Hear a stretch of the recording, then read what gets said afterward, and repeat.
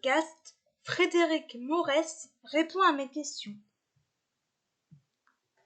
Avant de commencer, je tiens à préciser que Frédéric Maurès est un auteur auto-édité qui a écrit le roman Une Agathe rouge, dont vous trouverez le lien de l'article dans la barre d'infos.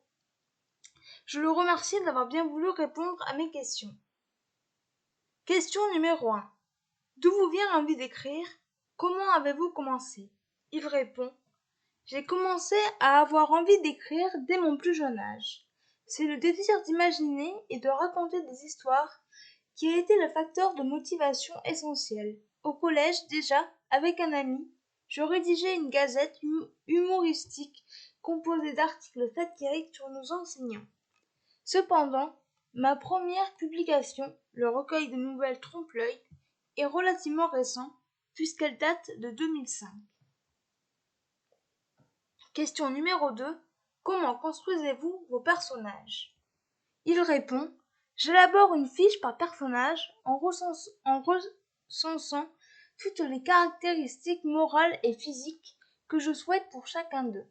Ces caractéristiques sont par la suite distillées au fur et à mesure de l'avancement du recueil, mais je les garde à l'esprit dès le départ pour que mes personnages pensent, agissent et interagissent conformément à leur fiche d'identité. Question numéro 3. Quelles sont vos sources d'inspiration? Il répond: mes sources d'inspiration peuvent être très variées et sont le plus souvent le fruit du hasard. Un article dans un magazine, un documentaire, une anecdote, un souvenir. À partir de ce point de départ, j'imagine une histoire originale. Question numéro 4. Votre moment préféré pour écrire? Il répond: contrairement à beaucoup d'écrivains, mon moment préféré n'est pas le matin de bonne heure, mais plutôt le soir, à partir de 17h. Question 5. Quelle relation entretenez-vous avec vos personnages? Il répond: j'essaie toujours de me mettre à leur place, en m'efforçant de déterminer quelle aurait été leur réaction dans les circonstances décrites. Mais je ne m'identifie pas à mes personnages, ni ne me laisse phagocyter par l'un d'entre eux. Question 6.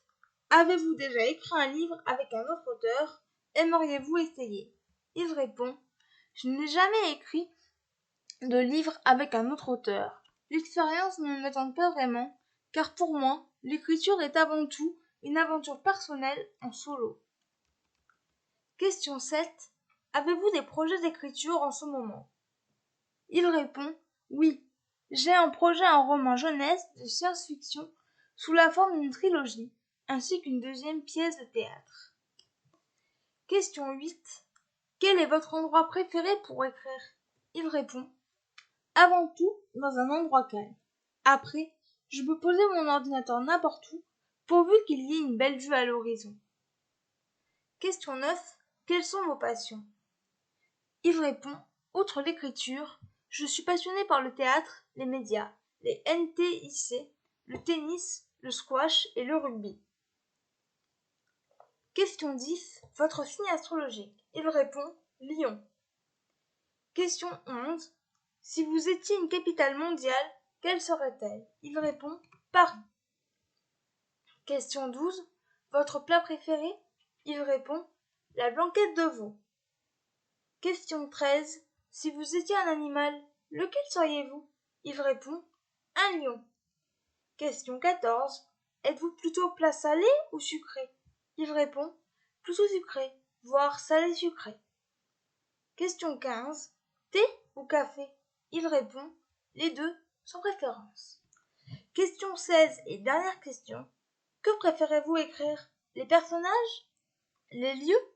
Il répond: sans hésitation, les personnages. J'évite, dans la mesure du possible, les descriptions des lieux trop longues qui s'étirent à n'en plus finir. En tant que lecteur, les descriptions trop longues m'ennuient. J'essaie par conséquent de les éviter en tant qu'auteur.